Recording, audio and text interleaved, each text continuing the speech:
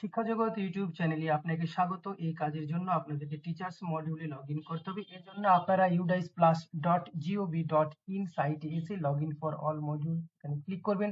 এরপর চলে আসবে স্টেট সিলেকশন, সেখান থেকে আপনার ড্রপ ডাউন থেকে নিজের স্টেট সিলেক্ট করে গো বাটনে ক্লিক করবেন। গো বাটনে ক্লিক করলে আপনার সামনে অল মডিউলের লিস্ট খুলে যাবে। সেখান থেকে টিচার্স মডিউলের যে লগ ইন বাটন, সেই লগ ইন বাটনে ক্লিক করবেন। লগ ইন বাটনে ক্লিক করলে তার যে সাইন ইন পেজ সেটা চলে আসবে। এখানে ইউজার নেমের ক্ষেত্রে আপনার স্কুলের ইউডাইস কোড, পাসওয়ার্ড এবং ক্যাপচা কোড দিয়ে সাইন ইন বাটনে ক্লিক করলে আপনারা টিচার্স মডিউলের হোম পেজে ঢুকে পড়তে পারবেন।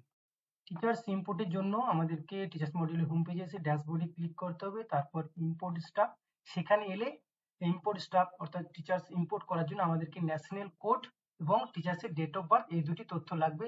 যদি পুরনো স্কুল থেকে ন্যাশনাল কোড পেয়ে যান তাহলে এখানে ন্যাশনাল কোড পুট করবেন এবং আপনার যে টিচারের কে ট্রান্সফার ইন করতে চাইছেন তার ডেট অফ বার্থ এখানে পুট করবেন। যদি না পান সেক্ষেত্রে গেট ন্যাশনাল কোড যে বাটন সেখানে ক্লিক করুন। এখানে টিচার্সের আধার কার্ড এবং ডেট অফ বার্থ পুট করতে হবে।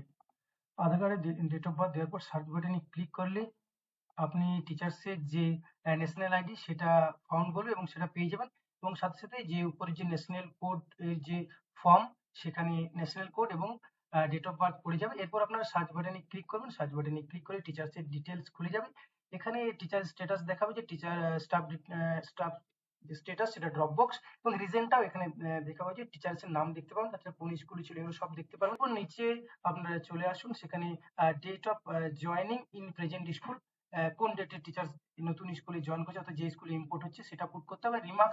রিমার্কসে আপনারা দেবেন যে যে অন্য স্কুল থেকে ট্রান্সফার হয়ে এই স্কুলে এসেছে, যেটা দিয়ে আমাদের ইম্পোর্ট স্টাফে ক্লিক করতে হবে। কারণ দেখে আমি ইম্পোর্ট স্টাফে ক্লিক করলাম, তাহলে টিচার্সটা নতুন স্কুলে টিচার্সটা এখন ঢুকে গেলে এখানে আপনি সেই স্কুলের সমস্ত টিচারের লিস্ট দেখতে পাবেন। যে নতুন টিচার এলো ওনাকে ওই লিস্টে দেখা যাচ্ছে, অর্থাৎ টিচার্স ইম্পোর্টের কাজটা কমপ্লিট হচ্ছে। তো এই ছিল টিচার্স ইম্পোর্টের ব্যাপারটা। ধন্যবাদ।